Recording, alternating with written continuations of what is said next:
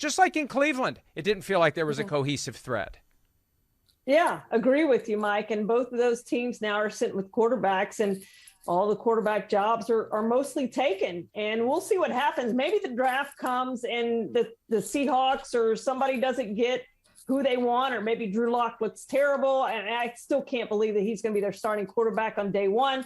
Perhaps in the offseason program, he doesn't do what they think. And maybe one of those teams then comes back to the table and says, hey, we'll give you a low round draft pick. I think at this point, they take anything for those quarterbacks. Both teams. I'm glad you mentioned the draft. Sims and I talked about that today. That's the next data point. That's the next decision point where teams that are looking for quarterbacks will either get them or not get them. And that's when the door may swing open for Baker Mayfield being traded to the Seahawks, Jimmy Garoppolo being traded to the Texans. But still, look, both of these guys, and I'm sorry to make this about Baker too, but I think there's strong similarities here. If there's going to be a trade, both of these guys have significant power, because even without a no-trade clause, I've said this for a year now, no-trade clause for a quarterback is overrated because nobody's trading for a starting quarterback who doesn't want to be there. What would you be thinking to say to a guy, we know you don't want to live here, we know you don't want to work here, we know you don't want to be a part of this team, but we're going to trade for you anyway and make you the most important player in our organization, and you'll come around. They just don't do it. The Bears backed off of Carson Wentz last year. They were interested in him. He wasn't interested in them. You're not going to do it. So when you're Baker Mayfield and you hold all the cards, $18.8 million fully guaranteed, when you're Jimmy G with a $25 million salary that, hey, why should I renegotiate? Why should I extend? Why should I do anything? It makes it very hard to trade them. So for the 49ers, their only play may be to keep him and say, yeah, we plan to keep him all along. For the Browns, I don't know what the hell they do.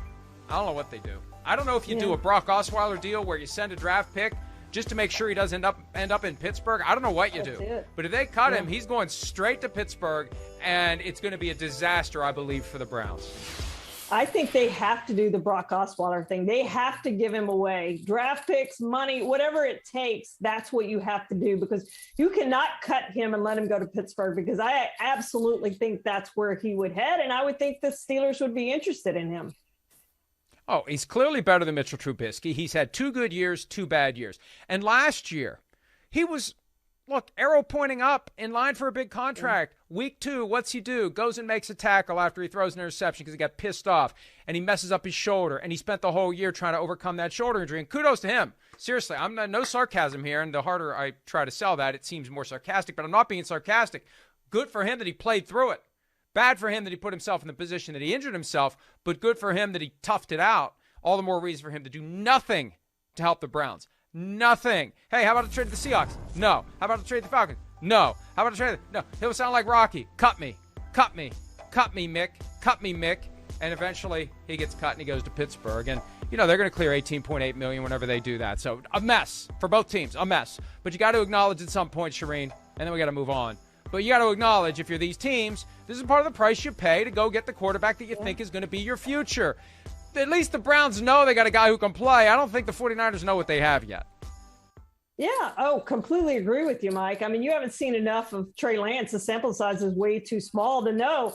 And I know they've seen him in practice, obviously, and they believe in him, and they spent enough to go up to trade for him 3rd overall to think that he was going to be their franchise quarterback. But to get him out there, you just don't know. We've seen a lot of top 5 quarterbacks fail, and he could be one. You just don't know what you have in him.